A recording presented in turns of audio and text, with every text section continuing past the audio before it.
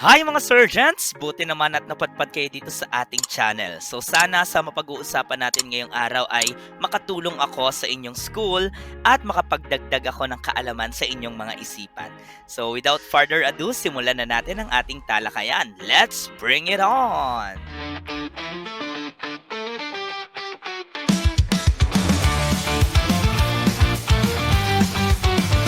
Ang mundo ng numero parang bituin sa langit. Nagkikislapan at may sariling awit. Mga simbolo, mga bilang, mga hugis na makulay. Sa dulo ng kwento, mahika ang taglay. Kumukit ng linya, ikonekta bawat dulo. Ang bawat numero, may lihim na kwento. Magsaya, magsaya, sa mundo ng matematika. May kwento, may tanong, at sagot na mahiwaga. Bilangin ang bituin, bumulong sa hangin. Umawit, sumayaw, sabay-sabay na humiyaw. Bilangin ang bituin, bumulong sa hangin. Umawit, sumayaw, sabay-sabay na humiyaw. Yan. Hi mga Serjents! Ayan. So, last time ay natuto na tayong mag-convert ng verbal phrase into algebraic expression. Ngayon, another preparation para sa ating word problem is yung tinatawag nating properties of equality. So, simple lang to. Magagamit kasi natin to sa pagsasolve ng value ng x para sa ating next video. So, for now, ano ba itong mga properties of equality ito at bakit ito important? So, iba-iba ito at important ito para kaya nating i-manipulate yung ating equation in order for us to get the value of our unknown. And pag sinabi nating properties of equality, it is the fundamental rule or they are the fundamental rules na nag-aalaw sa atin to manipulate equations without changing their root value.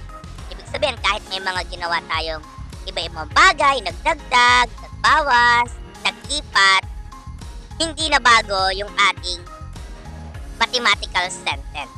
Walang pagbabago. Ni-manipulate lamang natin siya. Iniba lang natin siya ng form. And doon papasok ang importance nitong properties of equality. Para manipulate natin yung ating algebraic equation without changing its truth value. Hindi natin binago, ni-reform lang natin. Yung una, yung tinatawag nating reflexive property of equality. In short, sinasabi lang yan na ang number ay laging equal sa kanyang sarili.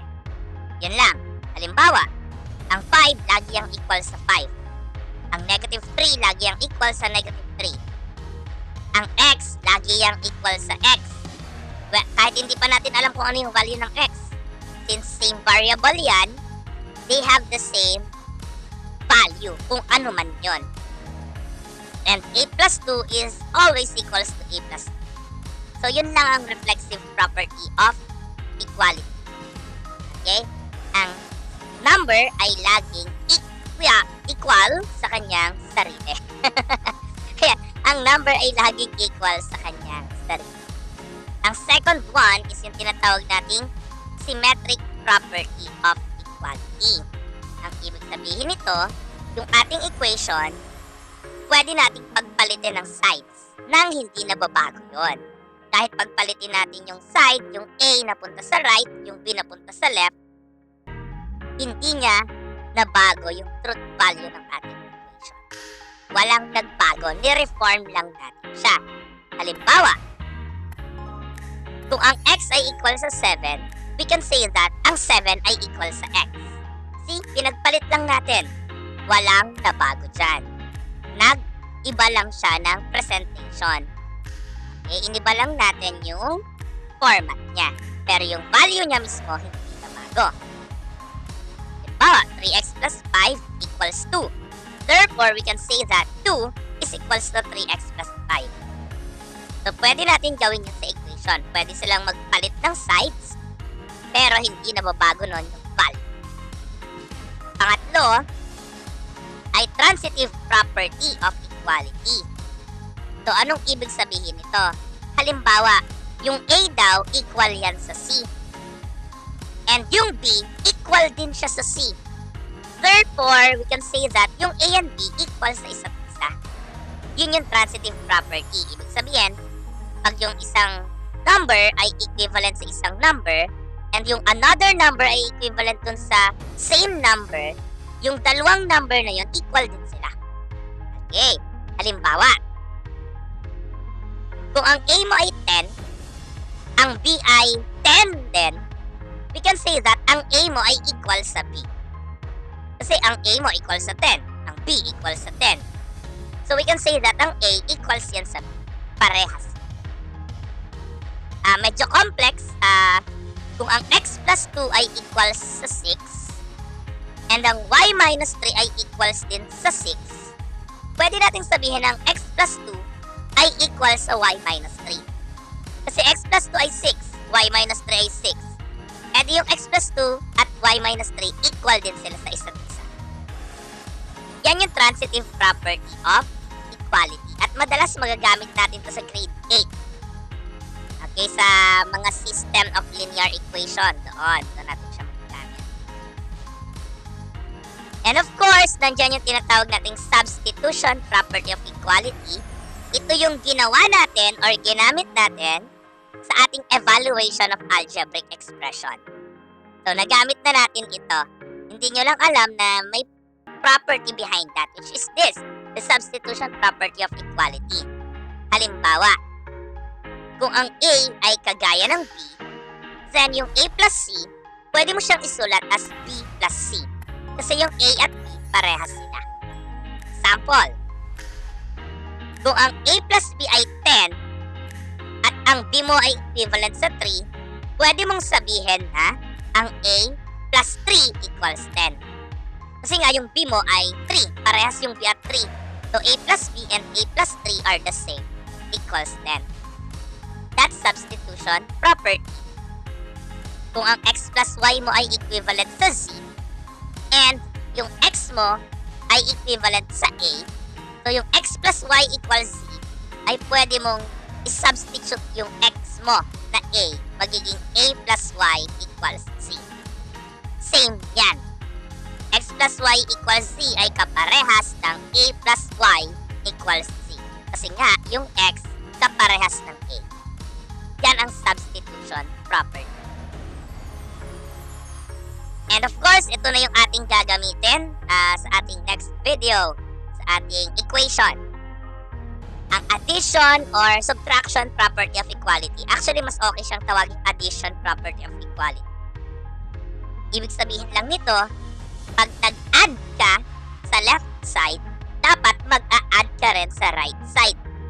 Pag nag-minus ka sa left side, dapat magpa-minus ka din sa right side. Kung anong gagawin mo sa left, kaparehas dapat ang gagawin mo sa right. Kung nag-plus ka ng something or nag-minus ka ng something, that same thing ay dapat i-plus or i-minus mo rin sa kabila. Addition property of equality or subtraction property of equality. Halimbawa, so ito I have x plus 5 equals 6. Nakikita nyo, sa left side, nag-minus 3 ako. X plus 5 minus 3. Dapat sa right then. 6 minus 3. Whatever you add or whatever you subtract on the left is what will be added or what will be subtracted on the right. Same. Ang a minus 10 equals 20. So, nag-add ako ng 10 sa left, nag-add din ako ng 10 sa right. Addition property and subtraction property. At ang isa pa nating laging gagamitin is yung multiplication or division property of equality. So, same principle to. If nag-multiply ka or nag-divide ka sa left, ganun din ang gagawin ka sa right. Mag-multiply or mag-divide ka rin ng same number. Halimbawa, x equals 8. So, x, nag-times ako ng 2. So, dapat mag-times din ako ng 2 sa right. So, x times 2 equals 8 times 2. Para hindi mabago yung truth value niya. Same dapat ang gagawin natin. Kung ito, y equals 20, nag-divide ako ng 5 sa left, dapat magdi-divide din ako ng 5 sa right. So, y over 5 is equivalent to 20 over 5. That is how properties of equality works. From reflexive, ang sarili niya ay equal sa sarili niya. To symmetric, pag pinagpalit mo ng pwesto yung equality natin, walang nababago. Sa transitive, pag yung first ay equal sa third, at yung second ay equal din sa third, edi yung first at second equal sila sa isa't isa. Substitution, so pwede nating i-substitute yung value kung meron tayo. And we have addition, multiplication, subtraction, division. Ibig sabihin, kung ano yung i-plus, minus, times, divide mo sa one side, same thing dapat ang gagawin mo sa kabilang side. Okay, tingnan natin kung na-gets mo. Let's identify. Anong property of equality ang ginamit sa mga sumunod? You may pause the video and play it pag nakuha mo yung answer. Ayan, let's check kung anong nangyari dito. Ang given ay 2x plus 3 equals 3y minus 2. Then, naging 3y minus 2 equals 2x plus 3. So, pinagpalit ng pwesto. Ang tawag natin doon ay symmetric property of equality. Kung yung left and right side of the equation ay pinagpalit natin ng pwesto, hindi na bago noon ang ating equation. Yun pa rin ang value niya. Sa number 2, ang 2x daw ay equals sa z. Ang 7y ay equals din sa z. Therefore, we can say that ang 2x ay equals yan sa 7y. Ang tawag dito ay transitive property. So, yung first, which is 2x, ay equals sa third, which is z. And yung second na 7y ay equals din sa third.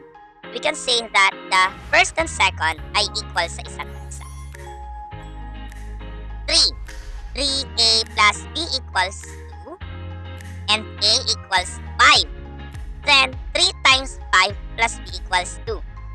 So, ang ginawa natin dito, sinubstitute natin. Ang a mo daw ay 5. Kaya, yung a ng equation ay pinalitan natin ng 5. Kaya, yung 3a naging 3 times 5. So, since substitution yung ginawa, that's substitution property of equality. 4. Ang 6a daw equals sa 2b. Then, ang ginawa natin, yung 6a may minus 5 and yung 2b may minus 5 din. So, nag-subtract ako both sides. E di iyan ay subtraction property of equality. Kasi nag-subtract ka both sides. And sa 5, yung x daw ay equals sa y. Then, sa x, nag-multiply ako ng 4. Sa y, nag-multiply din ako ng 4. That's why it is called multiplication property of equality. So, yun lang naman ang ating properties of equality. Reflexive, ang sarili ay laging equal sa sarili.